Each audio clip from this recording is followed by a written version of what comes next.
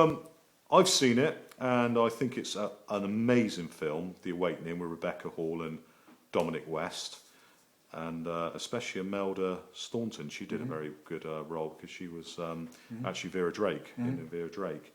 I found it very fascinating because it's the post-World War 1921. It's around the times of the flu pandemic has just gone.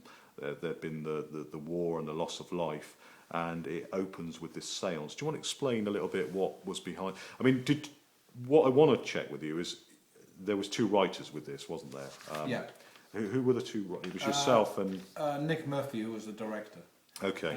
In fact, this went through many incarnations. My original story was set in Victorian times. Sure. Because I have to be careful with spoilers here, don't I? Yeah. Let's just say that the story is about repression of many kinds, and I thought originally that Victorian setting is, in a sense, visually, and everything else is about repression, from the way people dress, the way people talk to each other, manners, Certainly, and all the rest of it. So I thought that was a natural setting for a story about repression.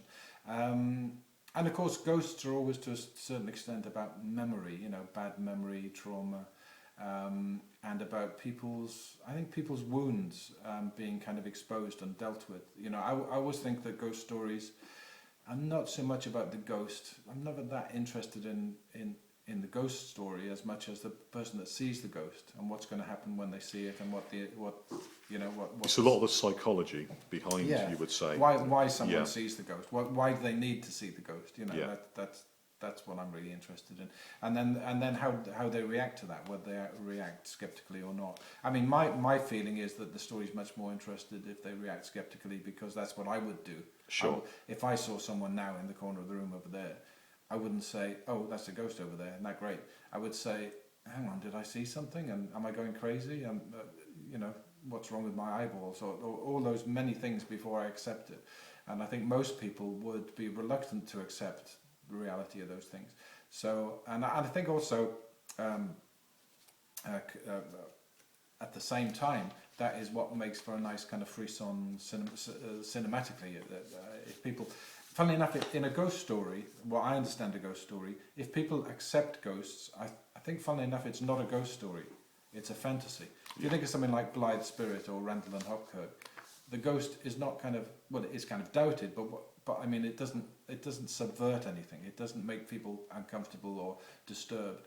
And in a funny kind of way, if you're using the ghost in that kind of way, I think it's a fantasy. A ghost story is to do with the ghost subverting the idea of reality and sanity, in a sense. That's what I understand by ghost story, anyway. Because I think with the film itself, I think there's something for everyone in it. There's something for people that believe, and there's something for the skeptic, and there's something for people who want Dominic West in the buff. There certainly is. There certainly is. We didn't get that with Rebecca Hall, though, did we?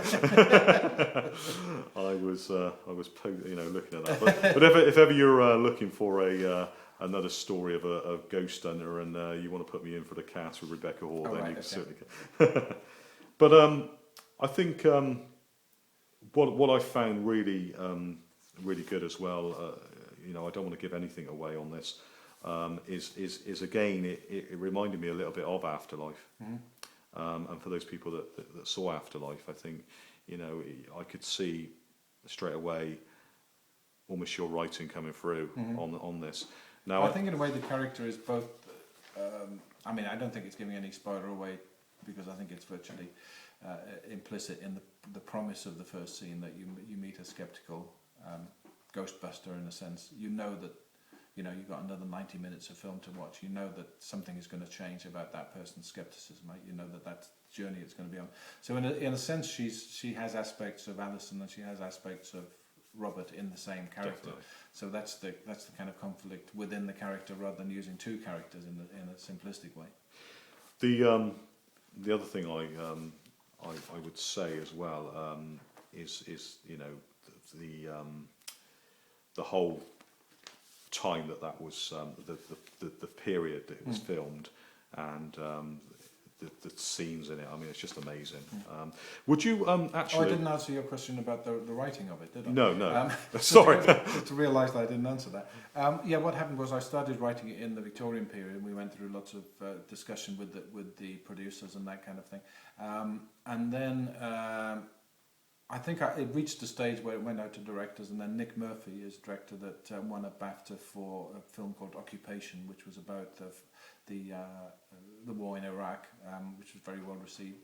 He hadn't done anything like this before, but he was obviously an up-and-coming name. And he came on board, and he felt that he wanted to do the work on the script on his own, as happens sometimes with directors. So in fact, we didn't really, to be truthful, work together on the script. What happened was he took my script and he did a shooting script, which was the script that he shot. So and he did quite a lot of work on the script because he wanted to visualize it in the way that he wanted to make the film. So it is his film. A different director would have made a different film, but I'm gratified that you felt that you recognised certain things of my writing in it. That's good. Well, it's actually we have got a copy to show everyone, but I will say that's exclusive with Blockbuster, so it is out a little bit early. This is not illegal in any shape or form. It's from Blockbusters, but you can. Yeah, I think it's out on March the 26th. Is that right? March the 26th, yeah, and I highly recommend this. I don't know why you should know that better than I do. I think a little bit of research with Blockbusters actually worked on that. Well, thank you, Stephen. It's been great talking to you. Okay, my pleasure. And thank you for your time. Okay.